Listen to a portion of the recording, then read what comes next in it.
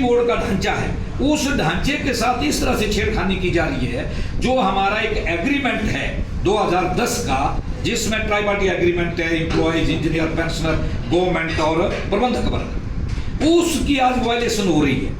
आज हमारा जो इलेक्ट्रिकल सिस्टम विंग है, उस इलेक्ट्रिकल सिस्टम विंग को एचपीडीसीएल को देने की बात हो रही है। हर रोज नया कोई प्रमाण हो रहा है। अभी ये क्या कहा जा रहा है कि भी उसका ऑपरेशन मेंटेनेंस जो है वो एचपीडीसीएल को दे दो, या जो हमारी एकोमोडेशन होनी है, जो वहाँ सुधार होना है कुछ, उसमें विस्तारीकरण उसको वो कंपनी करेगी, एचपीडीसीएल करेगा। तो जहाँ मेरा सेट्स है, उस सेट्स में मेरा ट्रांसफार्मर है, एचपीडीसीएल उसके आकर के अगर अपग्रेड करता है तो सेट्स किसका होगा? जो कर्मचारी वहां काम कर रहा है उसकी सेवा शर्तें हैं, जो रिटायरी है उसके बेनिफिट हैं, जो असेट्स के अगेंस्ट लोन है उनका क्या होगा, उसकी अदायगी कौन करेगा? ये तमाम शंकाएं, हमारा मानना है कि इन तमाम के ऊपर बैठक की बात हो। उसके बाद क्या हो गया कि जो हमने क्या किया, ज्वाइंट एक्शन कमेटी ने फैसला लिया है, नोटिस सर्व किया है कि 7 अगस्त तक प्रबंधक वर्ग और सरकार इसके बीच में बातचीत के बुलाए। हजारों लोग जो है वो पेंशनर, कर्मचारी, अधिकारी और सोर्स का साथी, हजारों लोग जो है वो 7 तारीख को 7 अगस्त 2025 को कुमार हाउस के बाहर जो है इकट्ठे होंगे और अपनी समस्याओं, अपनी मांगों को मनवाने के लिए वहां से, अगर प्रबंधक वर्ग फिर भी नहीं पहुंचा, उसमें पहल करता है समस्याओं को हल करने की, तो वहां से किसी बड़े आंदोलन का जो भी है वहां से एक ऐलान जो है उस दिन कर दिया जाएगा।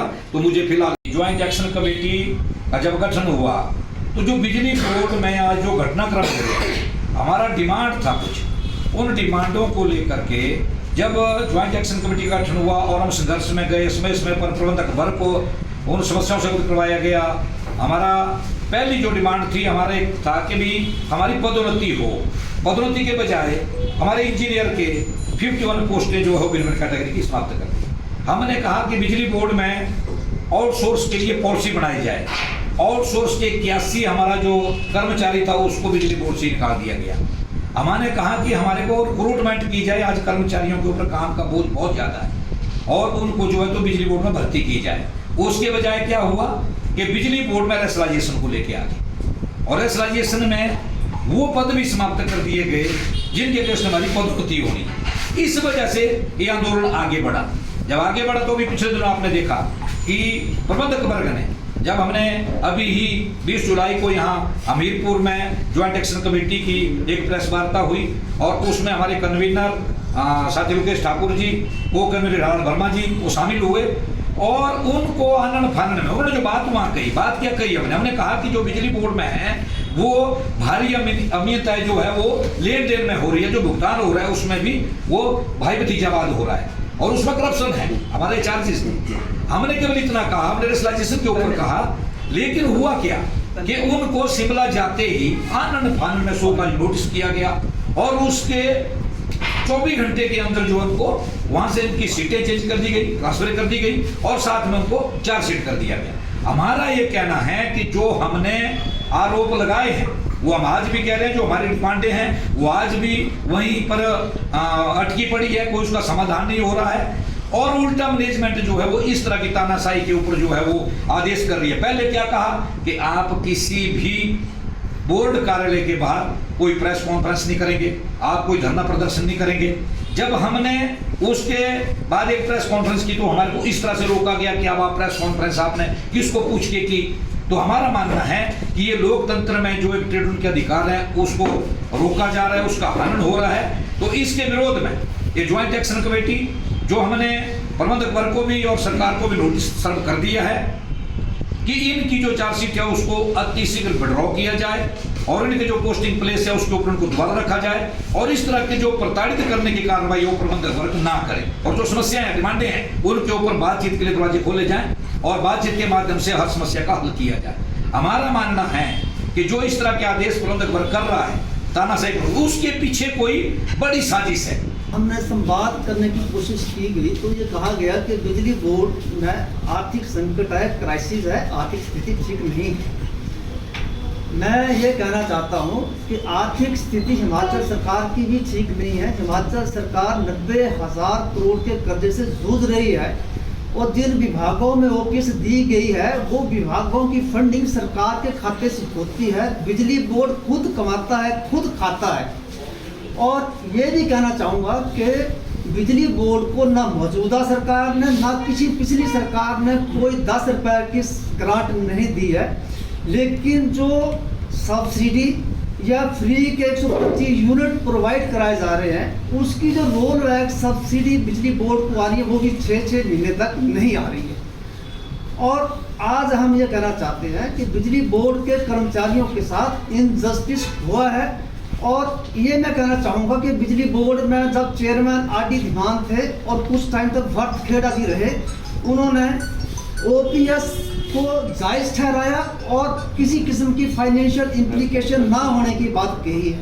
लेकिन मुझे ये कहने में कोई गुरेज नहीं है कि हरिकेश मीणा जी ने गलत आंकड़े देकर के बिजली बोर्ड की कर्मचारियों की पेंशन लागू होने से रोकी। और आज मैं ये बात कहना चाहूँगा कि ओपीएस के मुद्दे से आगे चल करके न्यू रिक्रूटमेंट का मुद्दा, आउटसोर्स कर्मचारियों को नई स्थायी नीति के तहत रेगुलर करने का मुद्दा, या बिजली बोर्ड को 2010 के समझौते के अनुरूप स्थायी रूप से कायम रखना, ये मेन मुद्दे हमारे रहे हैं। लेकिन जब हमारी बात को नहीं सुना गया, हम लोग सड़कों पे उतरे हैं। लेकिन एक बात मैं कहना चाहूँगा कि जो हमारे कन्वीनर को कन्वीनर लोकेश जी और हीरालाल वर्मा जी ने यहाँ हमीरपुर में ही प्रेस कॉन्फ्रेंस करके जो भ्रष्टाचार की बात की, वो बात चुभी। और जो शो काज नोटिस हुआ उसमें सरकार की पॉलिसीज को क्रिटिसाइज करने की बात एलिगेशन लगाया गया। मैं ये कहना चाहता हूँ, हम तो जो पॉलिसीज बिजली बोर्ड के अस्तित्व के लिए खतरा है, जो पॉलिसी हमारे 30,000 पेंशनर्स की सोशल सिक्योरिटी के लिए खतरा है, जो पॉलिसी हमारे एम्प्लॉयज की सर्विस सिक्योरिटी का खतरा है, जो प्रमोशनल एवेन्यूज को ख़त्म करने का खतरा है, उस पॉलिसीज का विरोध तो हम पिछले 2.5 साल से कर रहे हैं। लेकिन आज हमारे लीडर्स के ऊपर एक्शन का मतलब ये है कि उन्होंने भ्रष्टाचार के खिलाफ मुंह क्यों खोला।